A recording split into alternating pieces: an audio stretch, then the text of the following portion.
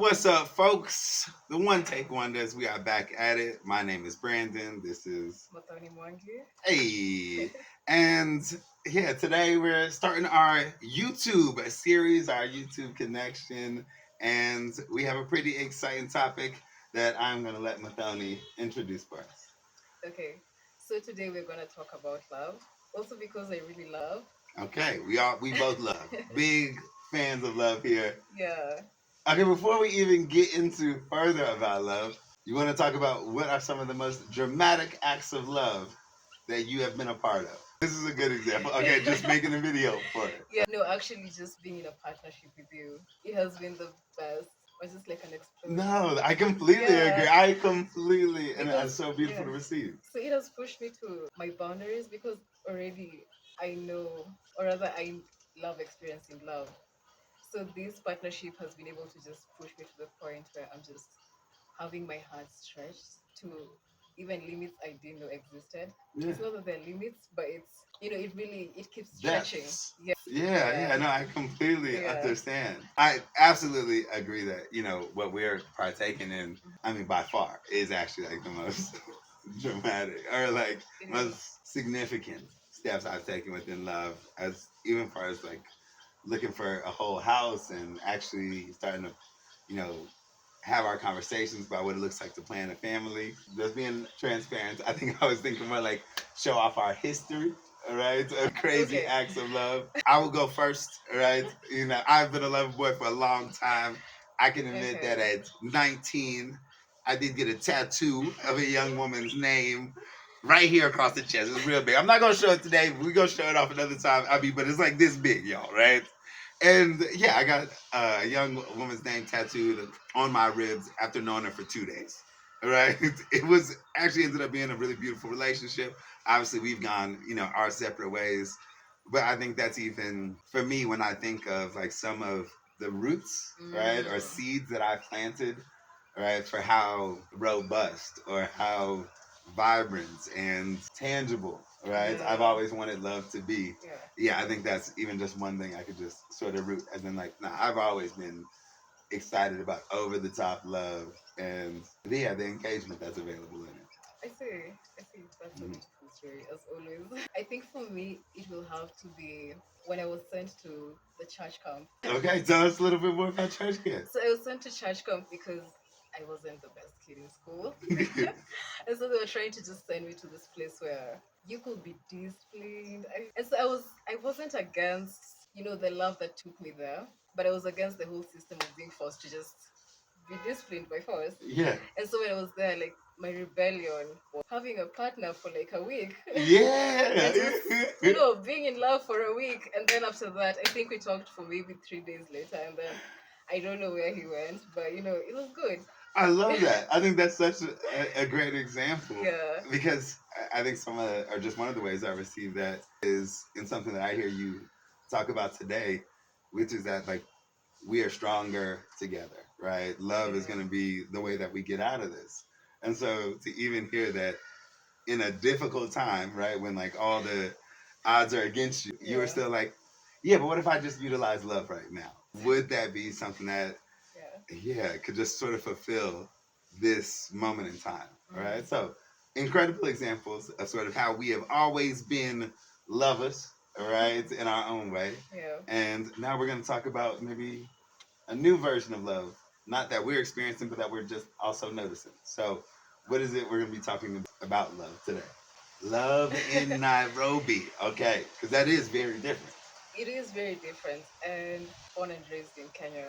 And so Nairobi is the one space where love is received very differently. People are removed from love in Nairobi, I'd say. Yeah. All right. Yeah. I mean, I've traveled a lot of places. Mm. All right. I'm not gonna name them all, but I've been, a lot of spaces in the world. And I will say one of the most intriguing things to me about Nairobi was this was the first, let's say, like art scene that I had been in where there were no couples or relationships happening. Yeah. Yeah. So confused by this. Yeah. Because at the end of the day, everyone is just trying to make it on their own. But also, this starts from because I was also thinking about this before this because we had this conversation. And so when you're in school, because I went to boarding at a very young age, at when I was in fifth grade, Okay. and so from fifth grade to maybe eighth grade, if you were seen with the opposite gender, or A I big found out, thing, right? And so, yeah, just for those who aren't as familiar with the Kenyan like schooling, not just system, but let's say like the culture that surrounds that system, is that a big part of it is that a large percentage of the children here are sent off to boarding schools. yeah. And so it's like what, 2 months at a boarding school, 1 month off, or what is the schedule like? How far or how long you're away from home? Okay, so you're away from home.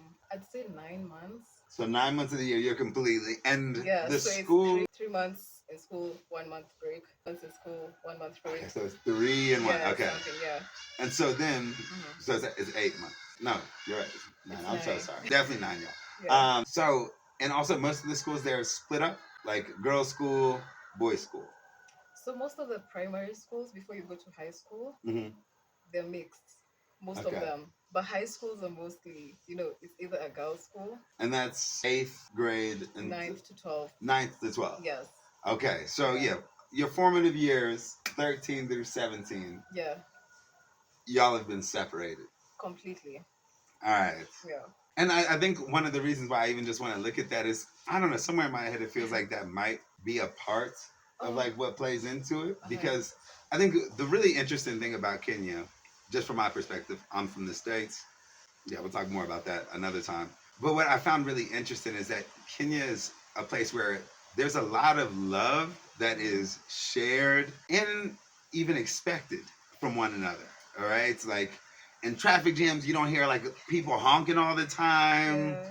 It's not a big deal to ask for a negotiation on a price and maybe get it to something a little bit more affordable for you. So there's like a lot of space for empathy and grace. And at the same time, there's this other end of the spectrum, which is also a great perk. There's this Kenyan excellence, right? Yeah. Where Kenyans really believe they're the most intelligent people. And I actually love being surrounded by people who view themselves as intelligent. It opens up so many pathways for great conversations. And yet it feels like a mix of those two things, right? Where it's like people believe that they are so intelligent and so excellent that they don't really need anybody. And then there's also an ecosystem that makes it to where life isn't as difficult to be experiencing it on your own. Yeah. And I think that is what makes it even different Yeah. from places like South Africa, Egypt, and yeah, just other places I've been to. Yeah, I'll be honest, over here, it's the system gives you freedom to just do something that you like. So you have the freedom to just run something on your own. You can sustain yourself on your own. And it's also, I'd say it's safer than most of the places. Definitely safer Definitely. than most of the places. So as a woman, because there's a point, like I navigated life by myself. And it was okay, Yeah. it was okay. So I think that's yeah. a huge thing, right? And so, just for a perspective, out of just some of the countries I've lived in, I'd say outside very northern Thailand, that Kenya, northern Thailand, and certain parts of Oaxaca, all right? But that was sort of like back in the day. But I'd say Kenya is probably the second or third safest country I've been to, all right? Just for the population. And I've been to, a couple places, y'all. And I do agree that that version of comfort allows people a lot of belief that there is not a need to partner up. Where in places like, let's just use South Africa as an example, or Cape Town, that has just as robust an art culture, I simply feel as if because it's so much more dangerous in Cape Town, especially for the women, that women actually feel pushed or incentivized to have a counterpart. And I do agree with you that here in Kenya, it's like, no, I'll be safe going out with me and the girls or just me and the guys. Yeah. And so that isn't as necessary. Yeah. I mean, it's really a huge push. Because also in school, by the time you're leaving school, you can sustain yourself as an individual without anything else. You're taught everything in school. You can run your business. You can do anything. You know everything. You can wash your clothes. You can cook. You can do everything.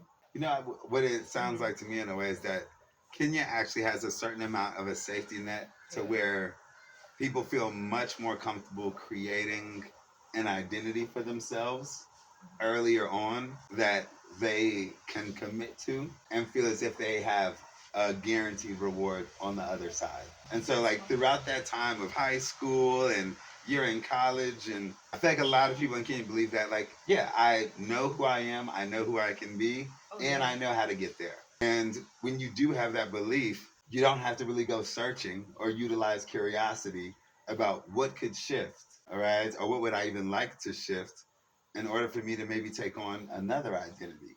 Right? And I feel like there was a while in at least the African American community before the pandemic where there was still options for what you can do, but they were limited through that lens of I could not do this by myself. I would need a community. Right? And I think just America now is on the completely other side where people feel so helpless, right, that they don't feel the need for a relationship.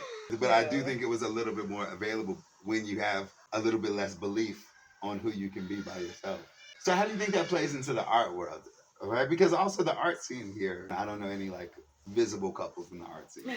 Okay, so I'm gonna give my 2 cents, and I think already as an artist, the creative industry comes with a lot of criticism already. You know, so there's already attack. Like everyone is attacking you already, and when it comes to art, you're already sensitive about what you're creating. And this is why I say if two artists can date, it can be the best or the worst relationship ever. I really appreciate that. And I think it's even just that, somebody who might be watching like an expat or someone who's interested in being an expat. I think one of the things you said that was really significant there is that Kenya is a society that's found enough success to where anything outside the norm can be prepared for critique. And so I will even invite that one of the barriers that I've heard from others, all right, as far as like coming to Nairobi and getting into the date scene, was finding, a genuine connection. And I think it even comes back to the idea that a lot of people are afraid of the critique that might come from dating somebody who's, not from Kenya, same as in dating an artist, right? Because there is a certain amount of success that's already expected here from working within one another. So where, there's a lot of layers where the critique might be one of the biggest, or the fear critique might be one of the biggest preventers from people finding relationships. Yeah, I mean, 100%.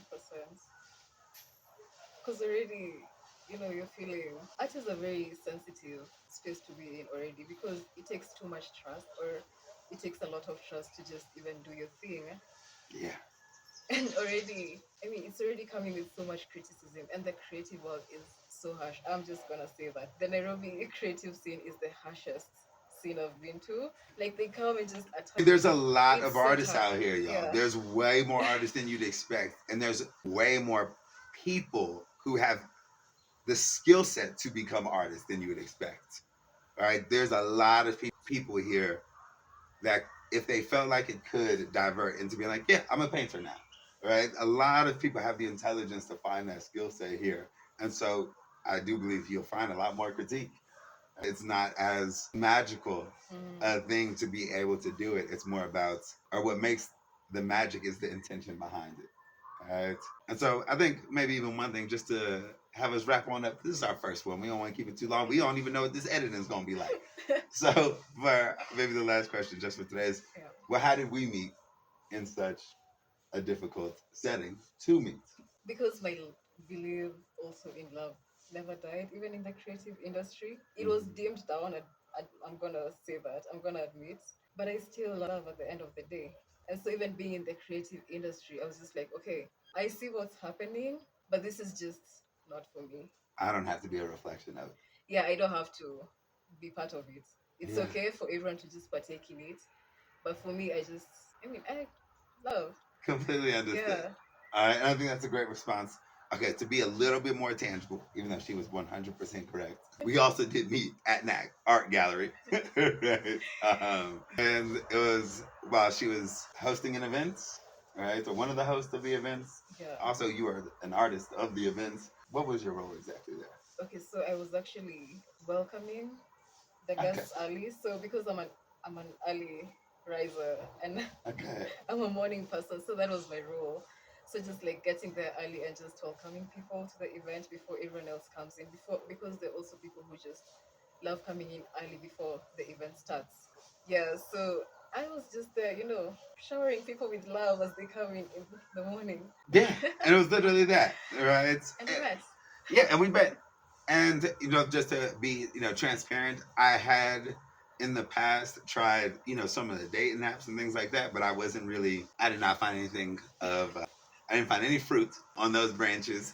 And so yeah, I literally just gotten off the apps maybe a couple of months before, and I was not looking to be dating in that moment. But yeah, just like Madoni said, I mean, my heart was open, and it was open for a lot of things, right? Because I was showing up there looking to connect the community that I was bringing with me and the community, that Madani was, introducing people to. And I think that was a large part of the process was Yeah. there was an alignment with how one another was seeking to love the community that we had. And I think that created its own story that we both got pretty attracted to. Yeah.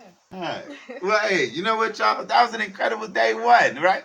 Hey, one take, y'all. One take, right? High five it up, right? Much love to y'all, and yeah, man, can't wait to see how this grows. If y'all got any questions, any advice, any suggestions, man, please let us know, man. We happy to be servants to y'all like we are to each other in this beautiful community we got. So, peace out from Kenya, from Brandon. And Muthoni. All right, much love, y'all. Peace.